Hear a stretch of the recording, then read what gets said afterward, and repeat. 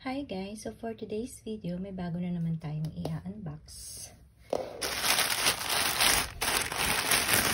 Ito ay ang tinatawag natin balik alindog project. Dahil malapit na ang aking kasal, actually prenup.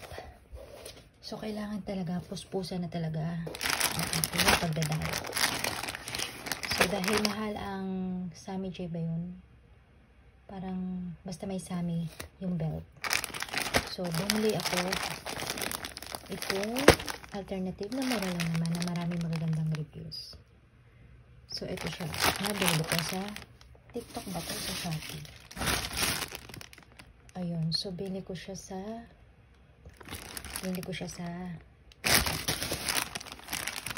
so let's see. So ito siya. Binili ko ay small.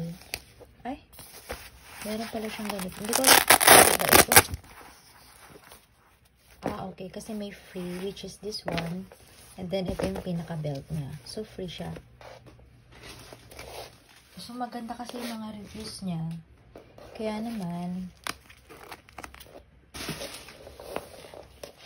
binili ko na. Which is mura lang naman, di ba? Ayaw ko na kasi bumili ng mga mamahalin dahil masyado na ako nabubudol sa mga mamahalin.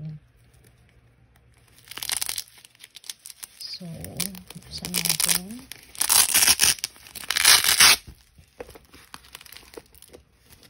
So, ayan siya.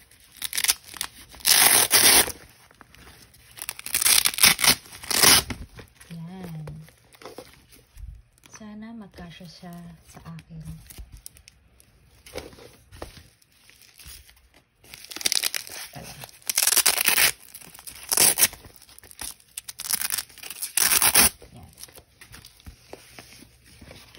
Sa ngayon, guys, ang aking waistline ay nasa between 29 to 30 inches.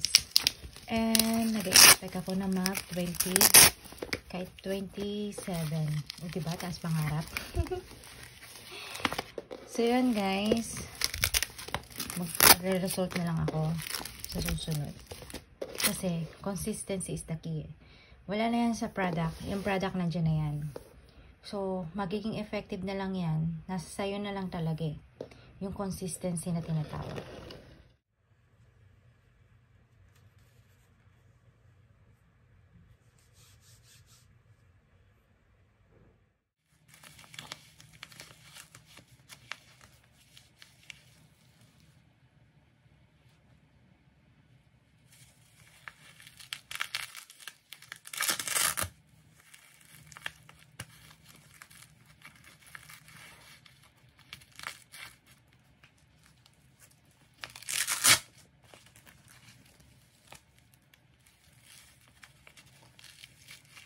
Akala ko niya magkakasya sa akin ng sleep.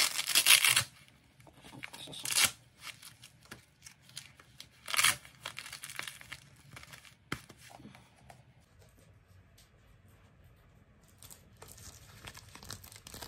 Dapat hindi siya sa bare skin mo ilalagay. Okay.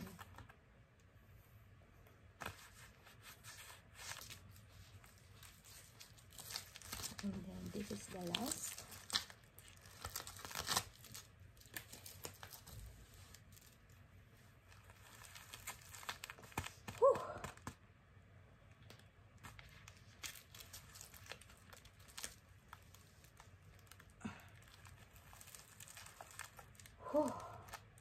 Ayan siya. O, diba? Curves kung curves.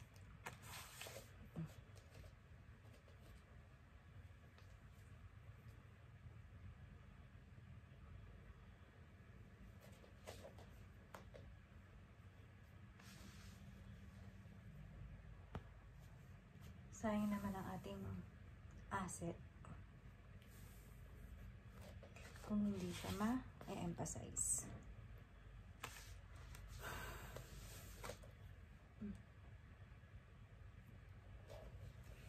Tingnan natin yung size pag ganito kaliit ang aking tiyan.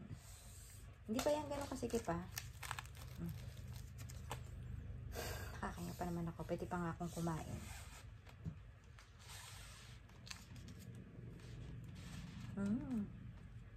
Sexy na nga kahit 28 eh. May corte na siya. 27. Kahit 27. So, 3 inches. I'm targeting 3 inches off my waist. So, yun guys. Looking forward tayo dyan.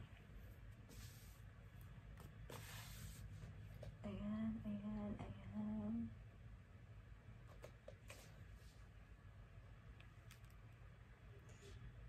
So, good luck na lang talaga.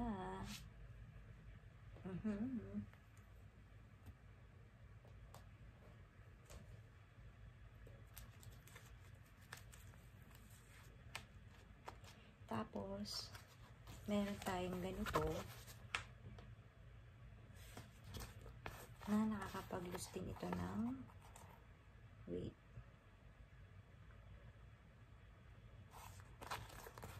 Siguro gamitin ko ito pag nag-walking ako sa labas. Ito pwede itong bare skin. Under your shirt. Pwede siyang gamitin.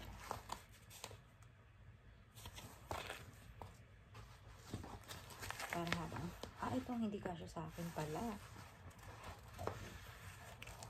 Hindi siya kasya sa akin. Kasi hindi siya na, anong tawag doon?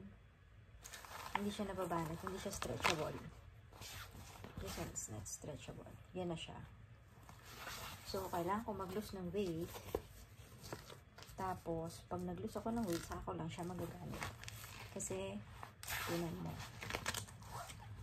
Dito nga lang sa 27 na size na ito. Hindi na siya magkasya.